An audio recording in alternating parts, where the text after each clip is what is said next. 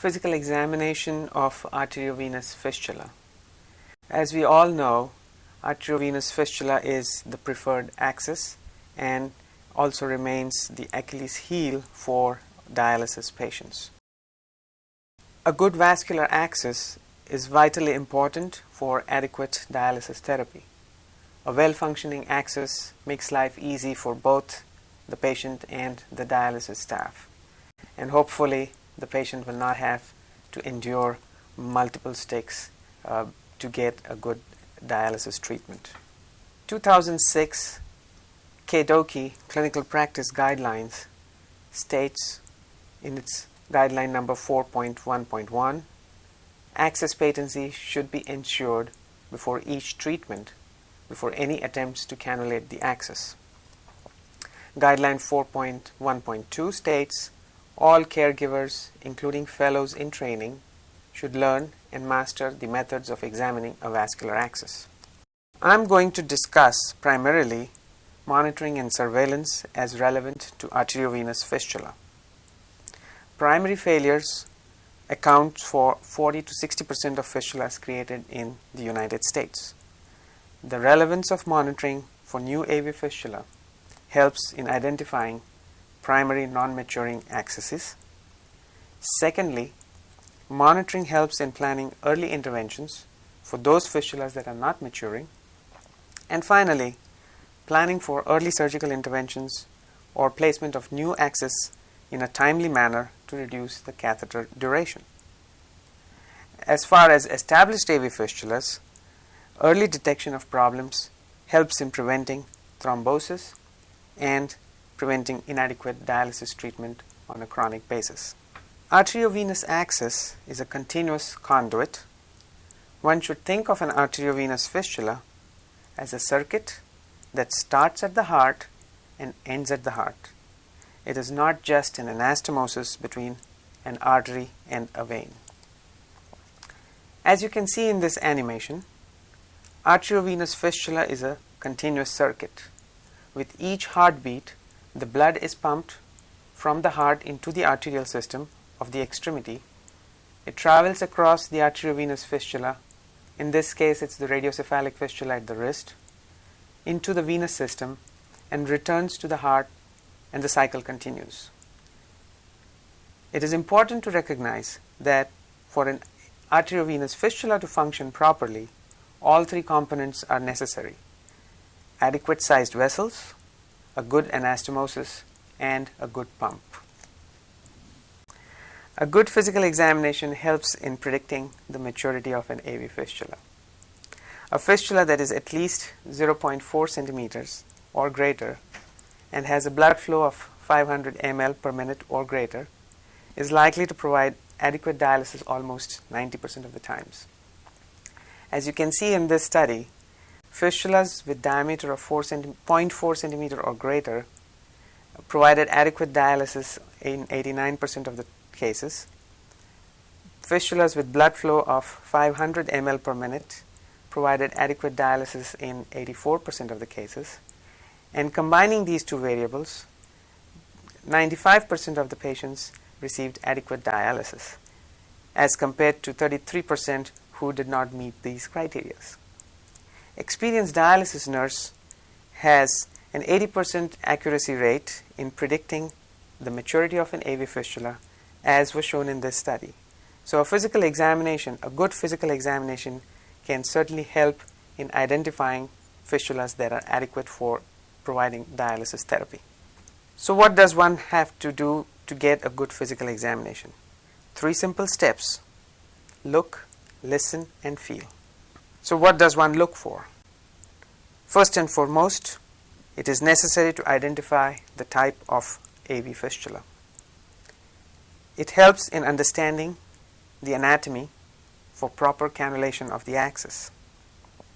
It also helps with standardized documentation in patients' medical records. So look for the surgical scar. Radiocephalic fistula or the forearm fistula is created at the wrist and is the preferred first axis. The upper arm fistula can be either brachiocephalic or transposed basilic vein fistula. The brachiocephalic fistula has a horizontal scar in the elbow crease, whereas the transposed basilic vein fistula has a long scar extending from the axilla to the elbow on the medial aspect of the arm. This slide shows the radiocephalic fistula. In the schematic picture on the right hand side of the slide, the scar at the wrist is shown in the enlarged insert with an end-to-side anastomosis between the forearm cephalic vein and the radial artery. The brachiocephalic fistula is in the upper arm. The cephalic vein runs along the lateral aspect of the arm. The schematic picture here shows the scar along the elbow crease with the insert showing the end-to-side anastomosis between the upper arm cephalic vein and brachial artery.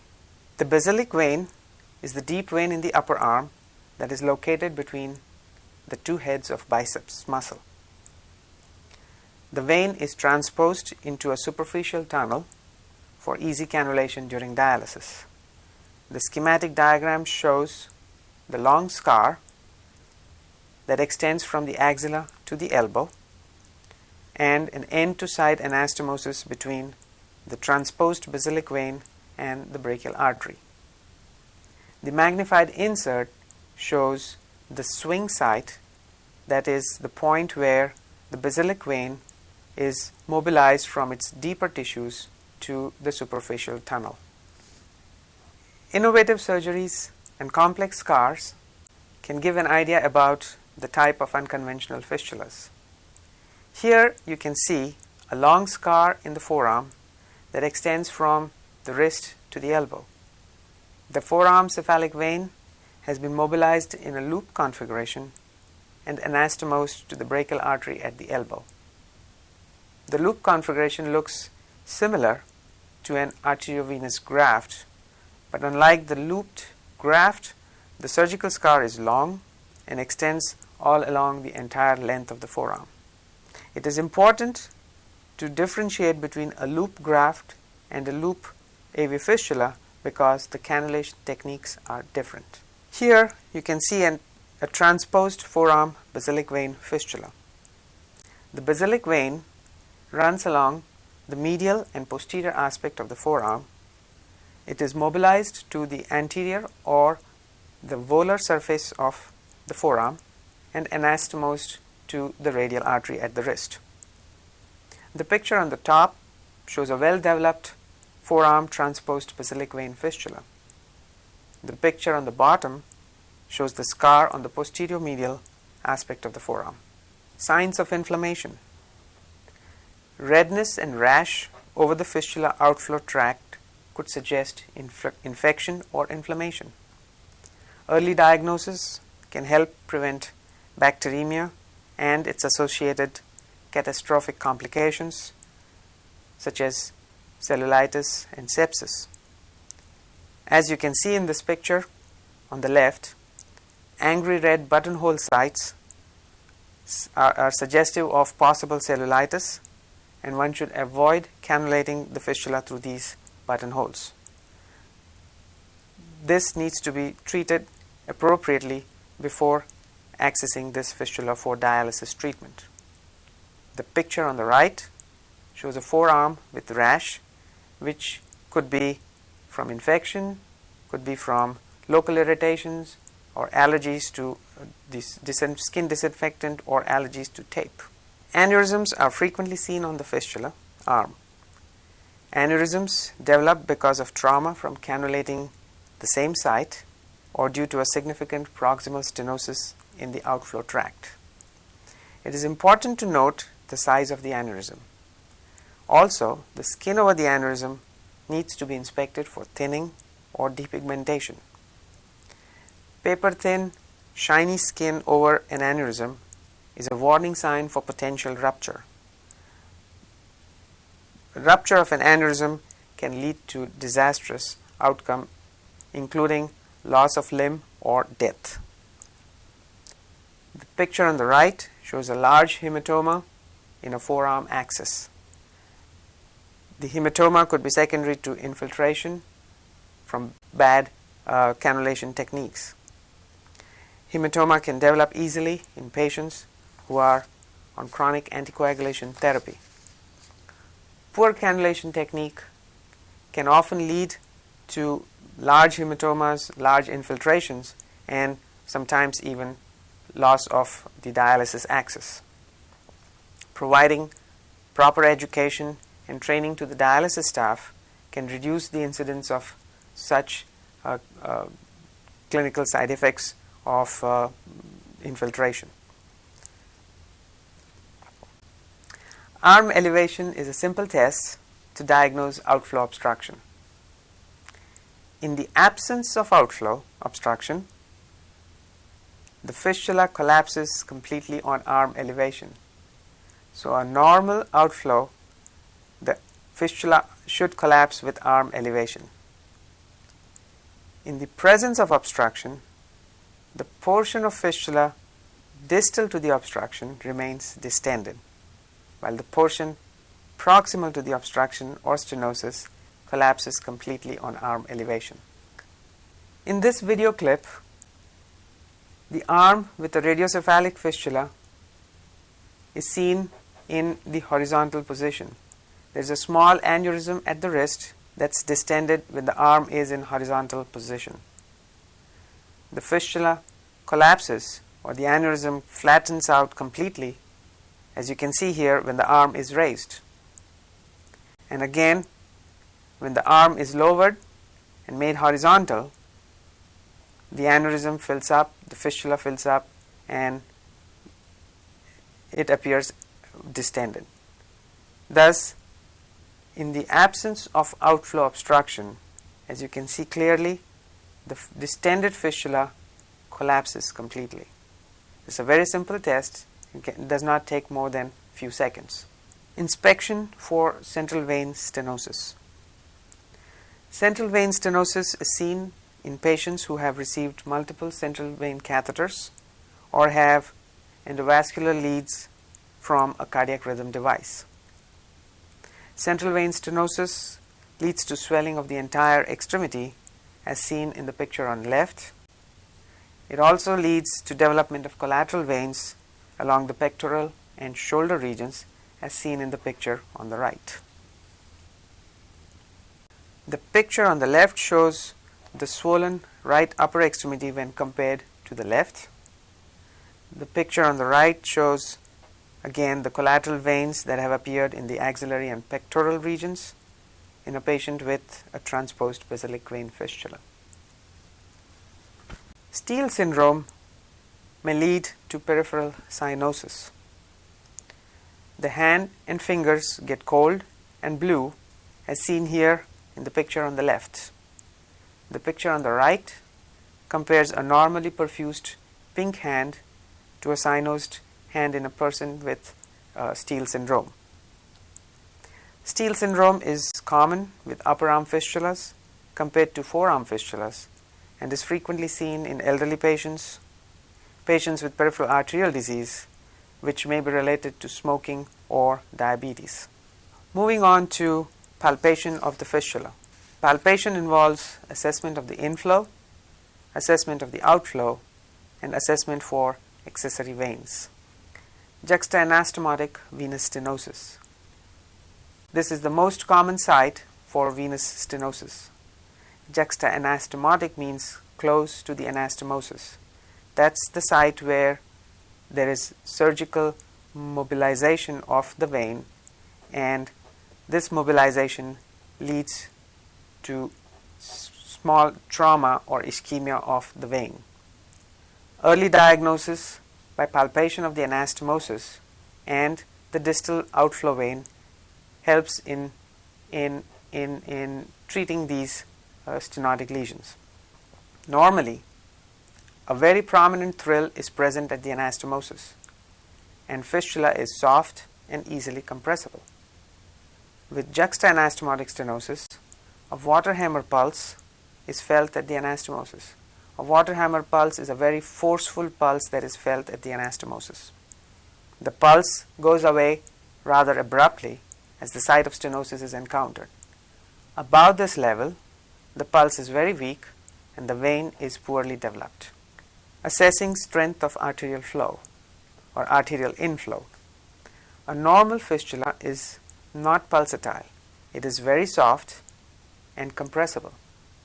With occlusion of the outflow, it becomes very pulsatile.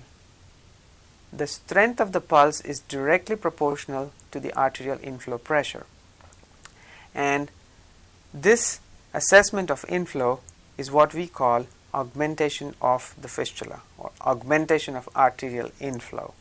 The augmentation test. The augmentation test is performed to assess the adequacy of inflow pressures. The animation clip shows the radiocephalic fistula. The first part of the animation shows a normal augmentation test. The outflow vein is manually occluded few centimeters proximal to the anastomosis. The segment between the arterial anastomosis and the occlusion becomes hyperpulsatile because of the arterial pressures transmitted across the patent anastomosis. The second part of the animation shows the stenosis in the inflow segment. The arterial pressure is not adequately transmitted and the segment between the occlusion and the anastomosis remains weakly pulsatile. Again, the panel on the left shows hyperpulsatile segment with manual occlusion of the outflow, suggestive of a widely patent inflow segment. The panel on the right shows weak or poor augmentation of the inflow with manual occlusion, suggesting of inflow stenosis. Venous stenosis in the outflow tract. Outflow venous stenosis leads to forcibly pulsatile and firm segment distal to the stenosis. The distal segment enlarges rapidly, often taking an aneurysmal or near aneurysmal proportions. There is absence of thrill distal to the outflow stenosis. All this will be seen over the next two slides to make these points clear. Absence of thrill with outflow obstruction or stenosis. A normal fistula is soft and compressible and has continuous soft thrill. With outflow stenosis, the fistula becomes pulsatile, firm, and loses the thrill. The animation video clip shows the radiocephalic fistula. The first part of the animation shows the continuous thrill that can be appreciated all along the outflow tract. The second part of the animation shows absence of thrill distal to the stenosis. This distal segment becomes firm, does not collapse with arm elevation, and as you can see, there is no thrill. Again, the panel on the left shows normal continuous thrill along the entire outflow tract. The panel on the right shows absence of thrill in the segment distal to the stenosis. The pulse proximal to the stenosis becomes weak. Hyperpulsatile fistula with outflow stenosis. A normal fistula is soft and compressible and has a soft continuous thrill. With outflow stenosis, the fistula becomes hyperpulsatile and firm. As you can see in this animation clip, the radiocephalic fistula with inflow through the radial artery, outflow through the cephalic vein. The first part of the animation shows the continuous soft pulse all along the outflow cephalic vein. The second part of the animation will show stenosis in the outflow tract, and distal to the stenosis, the segment of the fistula becomes hyperpulsatile. This distal segment is firm, and as you can see, has a very strong pulse because of the transmitted arterial pressure through the anastomosis. Again, the panel on the left shows normal soft pulsations transmitted all along the outflow tract. The panel on the right shows stenosis, and distal to the stenosis, the segment is hyperpulsatile. Accessory veins sometimes prevent maturation of a fistula.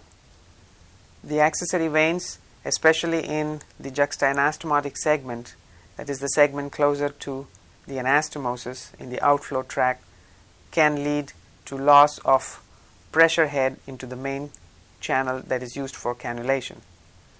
Normally on examination, the thrill that is palpable over the arterial anastomosis disappears completely when the downstream or the outflow of the fistula is manually occluded. If the thrill does not disappear with manual occlusion of the outflow, then one should suspect an extra channel or an extra outflow channel that we call an accessory vein, which may be present between the anastomosis and the point of occlusion. Accessory veins lead to sometimes poor or failure of maturation of arteriovenous fistula. As you can see in this animation clip, the radiocephalic fistula, we zoom into the radiocephalic anastomosis, and in a normal radiocephalic fistula with occlusion of the outflow and a normal inflow, the segment between the anastomosis and the occlusion, there is absolutely no thrill that can be appreciated. The thrill disappears completely with occlusion of the outflow. In the presence of an accessory vein, despite occlusion, the thrill persists, especially if the accessory vein is large. As you can see here, the segment between the occlusion and the anastomosis, there is persistent thrill. Again, in the left hand side panel with a normal fistula, occlusion leads to absence of thrill. In the right hand panel, in the presence of accessory vein, despite occlusion, the thrill persists. Sleeves up for arteriovenous graft. This is a very important test for every patient who has an arteriovenous graft. Grafts do not tend to stay open forever, and especially in patients who have good upper arm vessels, it's necessary to check for the presence of dilated veins in the upper arm that can be used subsequently for an arteriovenous fistula creation. So it's vitally important that every patient who has a forearm AV graft should have a routine sleeves up examination of the upper arm. As you can see in this patient, the upper arm cephalic vein has nicely developed. So in future, when the AV graft fails, the upper arm cephalic vein can be utilized for conversion to an arteriovenous fistula. So we move on to auscultation, or the listen part of physical examination. You need to listen to the entire access arm, so not just at the anastomosis or not just at the cannulation site. One should auscultate from the anastomosis all the way to the chest. There might be stenosis or abnormal findings all along the outflow tract. This is how a normal bruit, which is soft, continuous, both during the systolic and diastolic phase of the cardiac cycle, is heard over the anastomosis as well as along the outflow tract, mainly over the cannulation segments.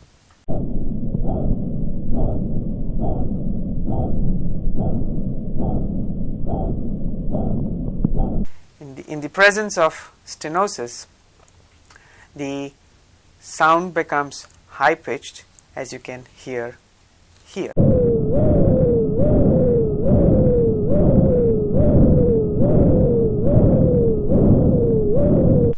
More mistakes are made from want of proper examination than for any other reasons. Thank you very much for your attention.